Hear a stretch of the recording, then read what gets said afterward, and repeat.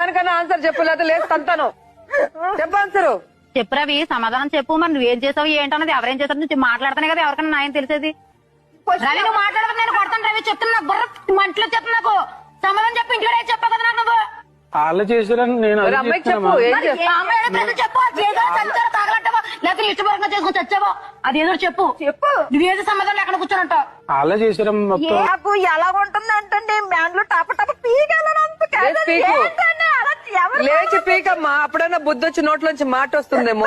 దేనికి సమాధానం చెప్పబోదు, ఏం దేనికి పరిష్కారం రవి పెళ్ళైతే నీ ఇష్టపూర్వకంగా సత్య ప్రమాణంగా నువ్వే చేసుకున్నావు. నేను అలా చేసుకోలేదు. ప్రతి ఒక్కదాని సమాధానం లేదు నీ దగ్గర. ఓ ఇష్టంతో చచ్చానో చావలేదనో లేదా చేసుకున్నానో చేసుకోలేదనో లేదా బలం పెట్టారనో లేకపోతే ఏదో చెప్పాలి కదా రవి. నువ్వు ఏది మాట్లాడకుండా ఆ అమ్మాయి ఏదైనా సూట్ కడుతుంటే ఇలా కూర్చొని చూస్తున్నావు. ఇలా కూర్చుంటే సొల్యూషన్ ఏది లేదు. దానికన్నా ఆన్సర్ చెప్పు, లేదా లేదు తంతాను.